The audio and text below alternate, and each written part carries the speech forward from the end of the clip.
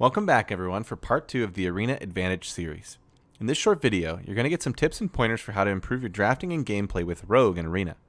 This guide seeks to make an already decent Arena player a little bit better by offering some specific considerations.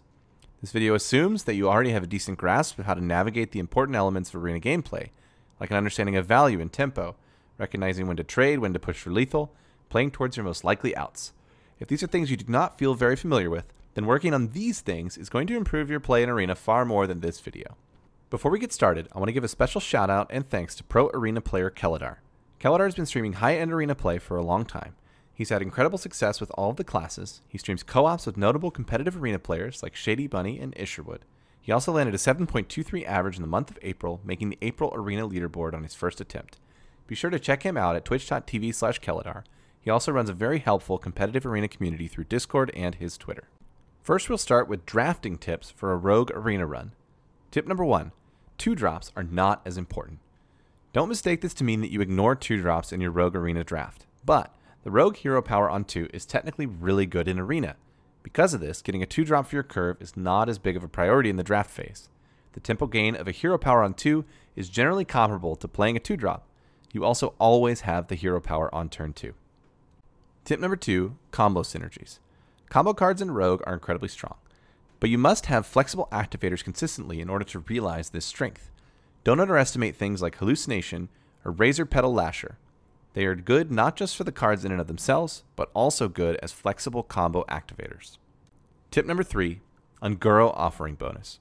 Vilespin Slayer and Envenom Weapon are incredibly strong removal cards, and they benefit from the offering bonus that is currently active for Unguro cards in Arena. You almost can't get enough of these. Yes, you might not want to draw 3 Envenom Weapons that you drafted, but the card is so powerful that it is usually right to take more than one of them, so that you are much more likely to have at least one in each of your Arena games. Drafting tip number 4, the value of Reach. Reach is so important in Rogue. Because of the lack of AoE, many strong Arena decks will eventually outpace you on board.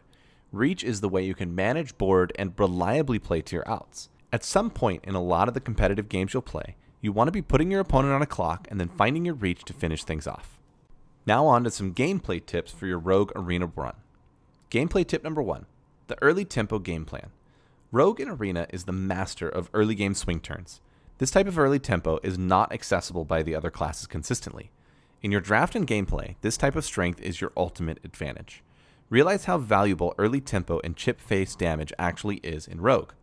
The ideal game plan is to establish early tempo, then pave the way to the face by clearing with your removal as you continue to chip away with damage. Cold Bloods and Eviscerates can be the perfect reach that create nightmare scenarios for your opponents.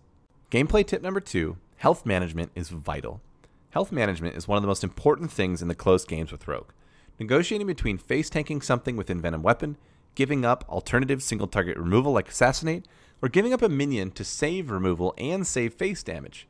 These types of deliberations should always be carefully made, as face damage in Rogue is a vital resource to be conscientious about.